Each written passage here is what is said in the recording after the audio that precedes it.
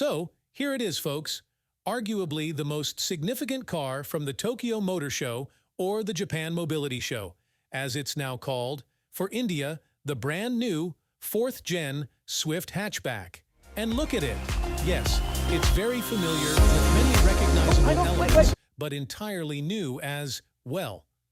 Let's start up front with this clamshell bonnet that ends quite a bit further up, and this new sort of blacked-out grille, which on this particular car has a front camera and some ADAS features. You'll also notice that it says Swift concept, but it's a thinly veiled concept because this is pretty much the production model.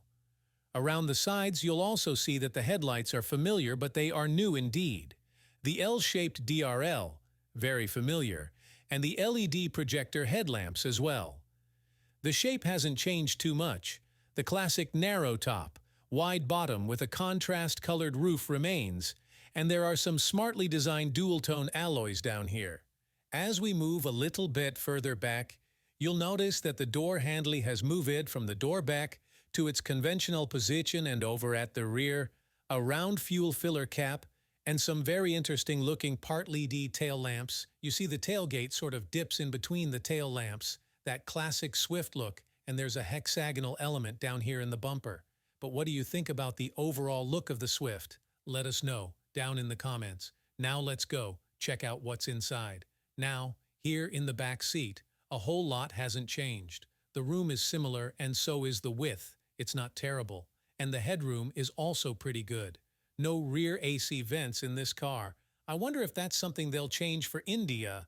And all things considered, I'd still say the front seat is where it's at in the new Swift, but the back seat is not too bad for occasional use. Here on the inside of the Swift, a lot of familiar stuff. It looks a lot like the Baleno that we've seen in India right now, with the freestanding touchscreen and the, well, semi-digital, I wouldn't call it fully digital. There's an analog tachometer and a big color EMID in the center.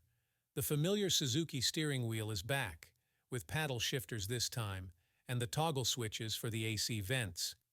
But you also have to notice that the design isn't too far removed from the Baleno and other Suzukis. So what do you think about the interior? Let us know in the comments.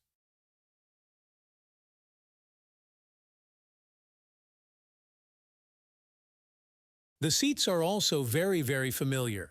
I think they might be quite close to the ones that are in the current car, and a lot of the switchgear is repeated as well, like the steering controls, the start button, and yes, of course, the Maruti Suzuki window switches. There is a little bit of brightness this time on this particular car with some white-colored trim on the dashboard.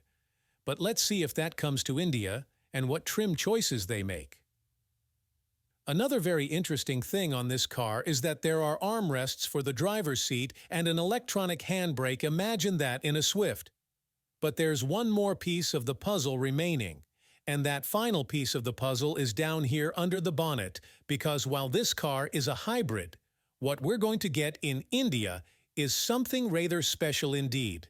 It's a brand new 1.2-liter, 3-cylinder naturally aspirated engine. Yep. That's an all-new engine unrelated to the K12 that we have in India at the moment. They say that the power output will be quite similar, but the torque will be noticeably more. So, the new Suzuki Swift maintains its iconic design while incorporating fresh updates for a modern look. The interior of the Swift resembles the Baleno, creating a sense of familiarity and consistency across Suzuki models. The back seat provides decent comfort, while the front seat offers a more engaging driving experience. The inclusion of a brand new 1.2-liter engine showcases Suzuki's commitment to improving performance and efficiency. The absence of rear AC vents may be a downside for some customers, but it remains to be seen if this feature will be added for the Indian market.